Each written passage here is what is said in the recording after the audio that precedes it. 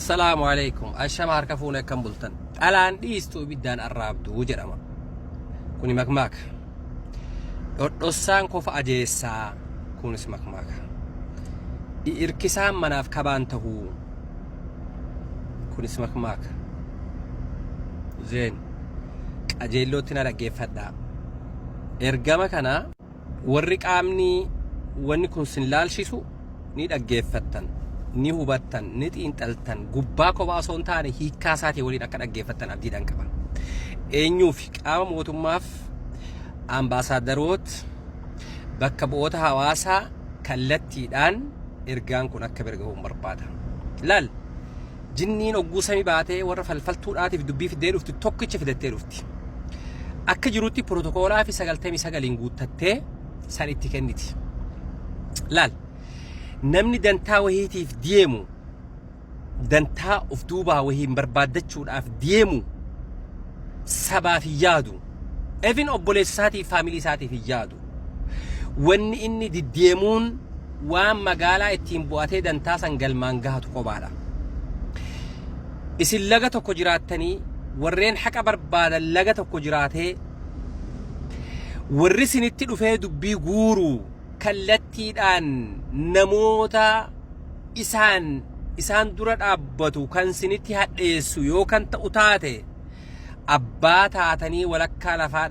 dhaabbattanii yoo hin dhaggeeffanne haqa jiru argachuu hin dandeessan. Obboleeyyan keenya yeroo kana wal fixan gandaan lagaan kutaadhaan wal qoqqoodan warri isinitti siqee isinii waliin haasa'u dhugaa harkaa qabaa hawaasaaf yaadaa kophaa yoo kan fudhattan taate ani kanin du amma coqorsi kan margu ganna jette harreen. So yeroodhaaf suutaan bira geenyaan dubbii san teessanii kan dhaggeeffattan taanaan action ta'ee yeroon keessan hatattamatti gamaa gamana laaluudhaaf walakkaa lafaa dhaggeeffattanii yoo immijeeffatin suuta bira geenyaa adeemsa mootummaa duraanuu barame kan ta'u yoo taate dararriin gurguddaan hawaasa keenyatti bu'aatii akka jiru hubachuu keessaniin fedha jechuudha. So laal ilmi namaa kuni yeroo wal lolu tokko gootummaadhaaf roorroo ofirraa dhorkuudhaaf guddisaa abbaan guddisee fi uumama rabbiin kenneefiin waa lola. Maal jechuudha? Inni kun roorroon qeebalu hin danda'u dhiigisaadhaa khalaas akkas jechuudha. Tokko ayyaan laallattuudha dantaa wahii ergamuu malaa dinagdeedhaan ta'uu malaa gurra barbaaduuf ta'uu malaa ayyaan laallattuudha inni dantaa wahiitii fi lola geggeessaa jechuudha. Inni suni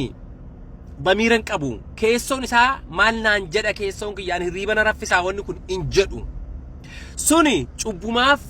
roorroo ofirraa deebisuuf lolaa jechuudha. Kallattiin inni sun ni mul'ata hin cubbisiifama abbaa dogongoraa ta'uu mala. kun immoo safuun eeggatu rabbi sodaatu cubbuun inni damiira ofirraa eeguun jiru karaadhuma bishaan deeme jala deema akka jallisiitti waan ta'eef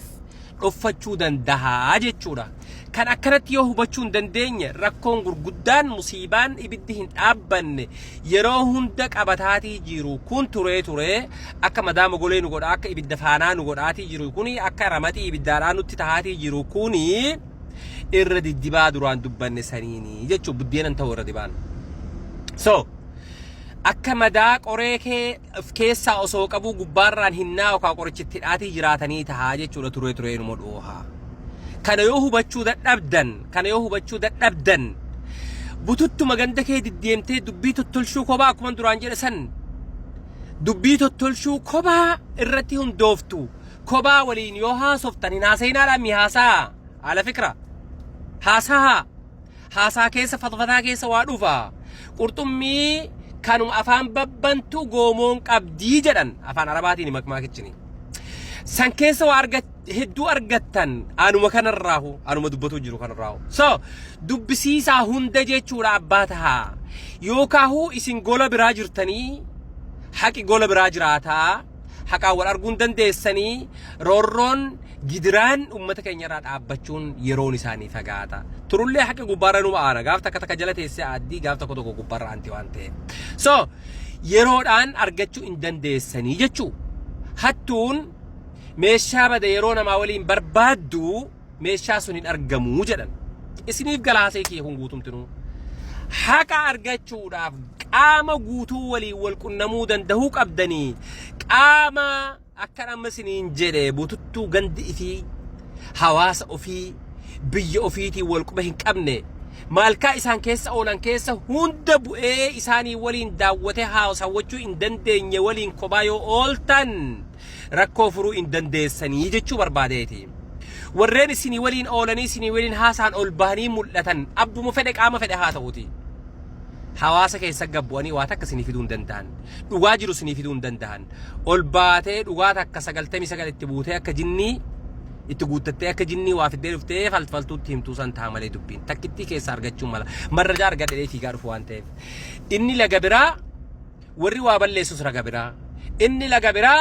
warri haqa barbaadu kan sodaatee afaan qabatee cal jedhee dhaggeeffachuu jirus laga biraa namni isaanitti haasa'u hin jiru waan ta'eef isaan abdatee isaan amanee namni usuun kobaan wallaalaadhaa fi mihi enumaahu usaasan keessa waa jira namni oguusu warra afaan wallaalee warri waa dudubbatuu fi hojjetu bakka isaa malee ta'uu isaanii hubatanii israafan taanu guyyaanuma rabbiin fiduu eeggannaa jedhanii cal jedhan san ta'uu mala yeroo hedduu maaliif kana wali yoon girrisnee yoon hin girrisee ka'e niin bakkana hin dhagahamu isaanii bakka qabatee jiraa dhugaa galee jechuudha. so amma maaltu ta'uu jira yeroo ammaadha kana warreen akka waan sodaataniitti akka waan beekneetti cal jedhanii tataanii dhaggeeffatanii fi warreen ibsachuu dadhaban kan dubbiis beekan kan hojiis beekan cal jedhanii tataa'utti jiran shira xaxamuu fi hojii hojjetamuutti jiru hin agarre yookaan hin dhageenyeedhaan mihi sodaatanii usaniituma ta'anii waa ofirraa roorroo hin deebisaniidhaan mihi beekaa khuxuuraan isaa adagaan jara san bira jiraahu ani digirii qabaadhee waa ibsuudhaaf barruudhaan qajeelootti barreessee ibsuu danda'uu mala hiwaayaadha kennaa uumama rabbiiti kun tokkommoo dhufee barnoota waa takkaa hin qabu kanati barreessee yookaan barreessee barruudhaan waa ibsuu danda'u caala dubbatatee ibsachuu danda'uu mala kullum muyassarun limaa khuliqa lah namuutu qooda addaa qaba waan ta'eef akkas jechuun maal jechuu bakka dhugaan itti dhokattu haqi ilma namaa itti dhokatu beekuudhaaf sadarkaa jara kan hundaatu madaaluun isin bira jira beekuun isin bira jira jechuudha walakkaa lafaa dhaabbattanii dhaggeeffachuun dirqama tahaa jechuudha badaas mishaas abbummaadhaan ulee walakkaa lafaa miizaanaa yoo qabatte gama kanas akkan ulfaannetti kiiloo ulee tanaa beekuu dandeessa angorsaa ta'eetiin yeroo garaan na dhukkube amalaatiin gabbahee dubbadha waan ta'eef waan diddeemaa jiru nan daawwadha waan ta'eef tokko sobaan tokkorratti awwaalee hagooguun diddeemaati akka jiru yoo hordofuu dhabaattan rakkoo gurguddaadha keessoon kiyya na dhukkubuun dhiisu waan ta'eef so fitnaanu yedduu deemuutti jiru kana maqaa gandummaatiin nurraa dhaabuudhaaf akka nama dubbadhe kanatti yoo hubattan sanii olitti yoo hubattan dhaabbachuun ni mala yookaahu wallaahi usee namni waa dhaggeeffachuun riphuun tokko ol bahee dubbachuun goolii galchuu yaadii godhuun haqa kan ofii godhachuun mul'ifachuun kun usuun fitnaa hin dhaabu namuutu ilaa yoomil qiyaamaa badiin inuma deemti waan taateef dogongorarraa bifa kanaan dhaabuu hin danda'u kan dhaabbatu maali furmaata akkuma duraan jedhe walakkaa lafaa dhaabbachuu keessanii fi haqa dubbachuu fi abbaa haqa galchuu fi qomaataa jechuu ni danda'u kobaadhaan abadan hadhaa'ullee liqimsii kobaadhaani akka itti hubattan duraan dubbadha hin jira aakhira immoo dubbachuun yoo hin jiraanne ilaa aakhiraatti gabbu'anii haqa jiru himuu yoo hin jiraanne olaantummaan seeraa ni tura dhugaa walitti himna ween ni turaa waan turuuf jecha ani kan margu ammaa coqorsi kan margu gannaan baana sun achitti argamaa jechuudha makmaan kin duraan tuttuqe sunis akkasuma jechuudha maqaa badiisinis asuma keessatti argamaa jechuudha maqaa biyya keenya maqaa mootummaa keenya akka hin nyaadhamne yoo barbaadan yoo akka kabajamnu barbaadan biyyi teenya akka kabajamtu yoo barbaadan sadarkaan duraan dubbadhe sun eeggatamee akka fitnaan kun nurraa dhaabbatu godhu please maqaa rabbiitiinis hin gaafadha argaan jira waan ta'eef